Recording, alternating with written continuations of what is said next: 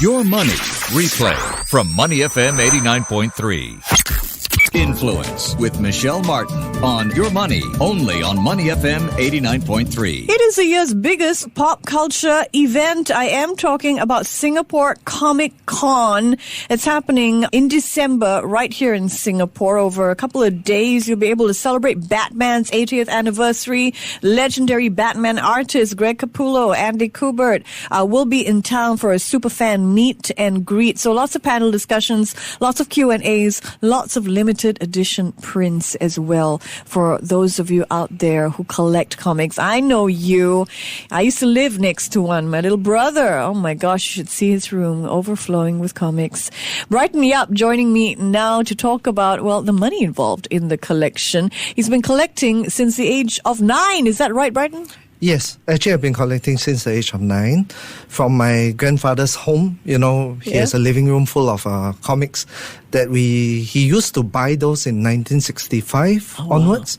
During Singapore's independence. Back then there were like drive-in cinemas where, you know, they park their cars, they go to the mama store down there, and then they get their comics from there. Oh, I didn't Those know American that. comics. So it was Granddad's collection that you took on? Actually, I took an interest in that because I was a kid back then, and the art was different from what I'm used to seeing, because those are superheroes and so on. So I got exposed to comics like Spider-Man and so on. Okay, so you've been collecting for 29 years. You've spent between $150,000 to $200,000 on comic books so far. Is that right? Yes, about there. And your wife is in the studios. What does she think about that? You spending $200,000 on comics? She actually buys some of the comics for me.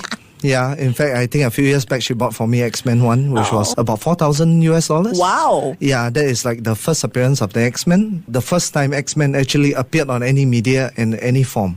Yeah, so it's a very valuable comic. If it's like graded in a 9.0 range, it will be worth about $70,000. Oh my goodness. Yeah. I understand you bought a comic for $34,000.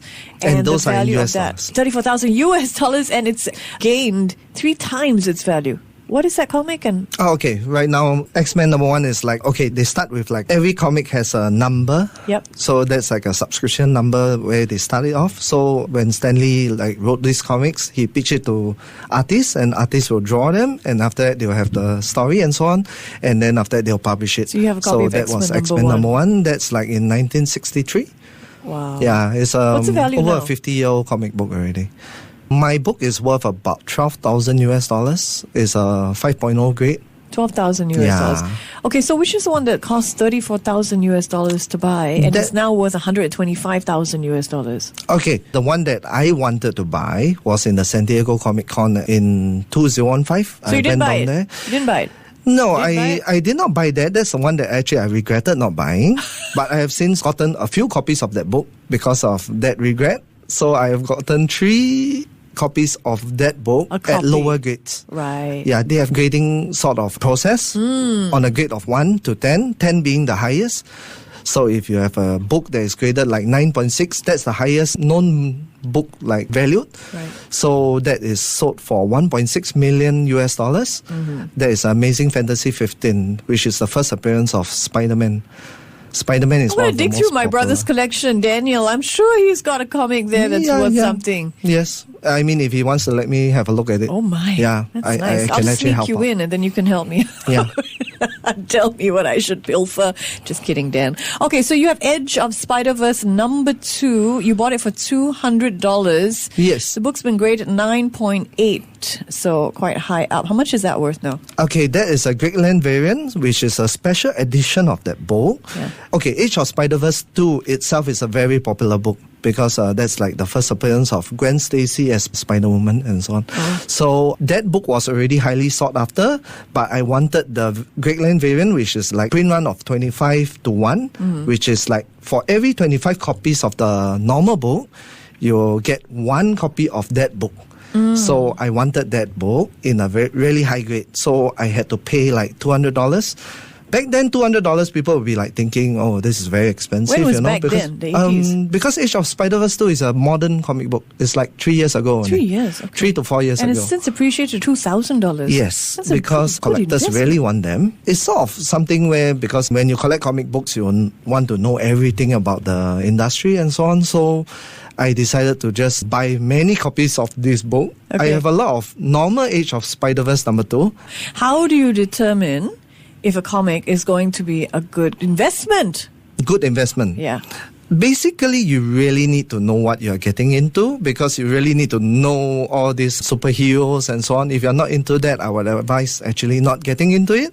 But if you are new to it, you have to go on like forums and so on. A good place to start would be like the Singapore Comic Convention that is coming up, the SGCC. Okay. That is a good place to start with, because there will be many writers, there will be many artists and so on. I mean, are there books that you refer to, some sources that You- list, I mean, for stocks, we go to Morningstar, for example, or we listen to Money FM 89.3. What are your sources? For me, I personally search online forums, like you can just go to rarecomics.com and so on. Rarecomics.com, okay. I mean, most of the time you can just type Rare Comics and there'll be a website for it, and then you can just take a look at it and they will say what's the print run for it and so on.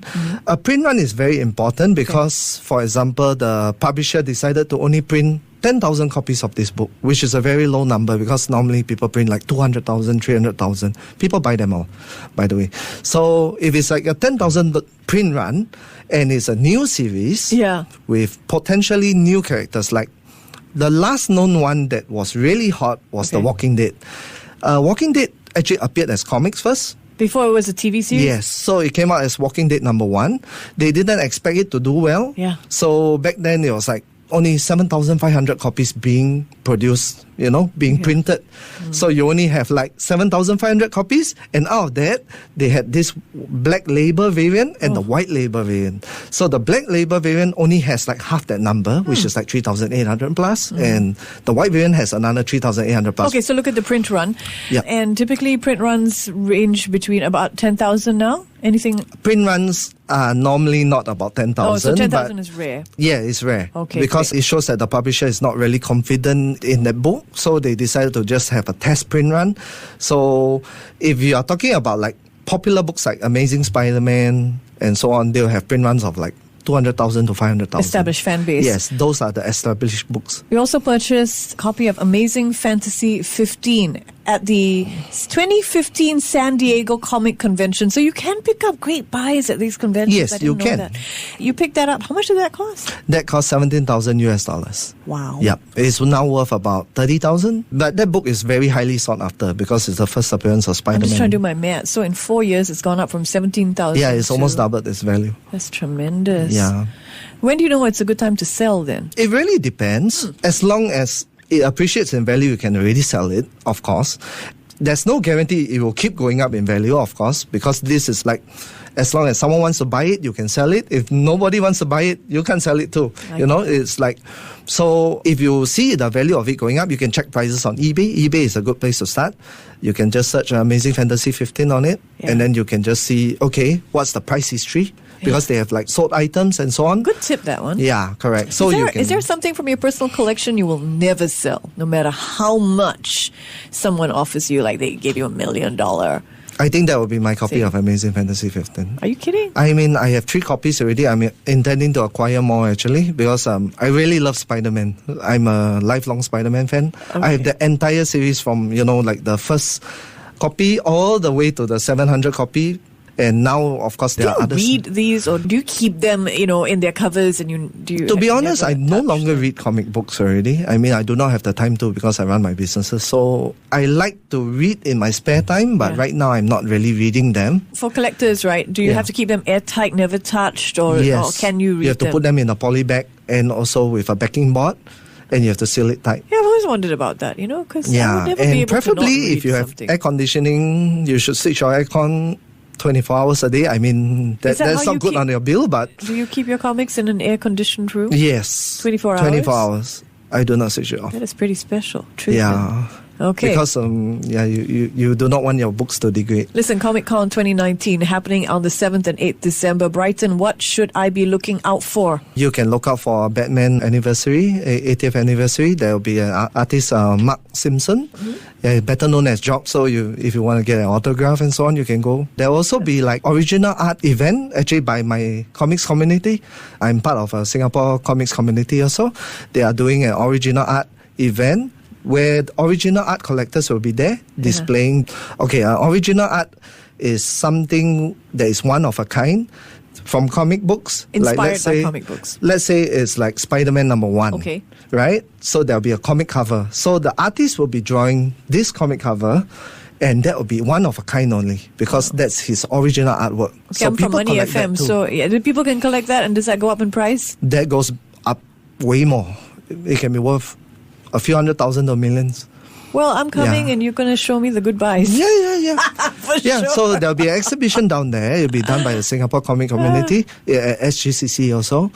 And you can also see like the Sesame Street 50th anniversary Okay, but also. what do you most want? I mean, you're the man with an incredible collection. What are you looking out for? Actually, more looking always to just mingle with all the You're not community giving it down away, there. are you? Yeah, can't. You don't want to give it away. Yeah. You can tell me off air. Thank you very much for coming by. It's been a real eye-opening journey for those of us who don't collect comics and who maybe want to. I used to have my eyes on, I think it was called Sandman. Is that Okay, so popular? if you really want up-and-coming comic book, right? Yes. You should get Tome of Dracula 10. Okay. Tome of Dracula 10 is the first appearance of Blade, which is going to be an upcoming movie again done by Marvel. So if you really want, you should get that book, because that book is appreciating in value. I'm very confident in that. That is great. Well, thank you for that Yeah. tip. I appreciate that. Yeah, Tome of Dracula 10. And thank you on behalf of listeners. That's Brighton Yap, avid comic collector. And we're talking a little bit more about what you can expect. We've gone through his collection. Singapore Comic Con happening on the 7th and 8th December at Marina Bay Sands Expo. Brighton, thank you so much. To listen to more great interviews, download our podcasts at moneyfm893.sg or download the SPH radio app available on Google Play or the App Store.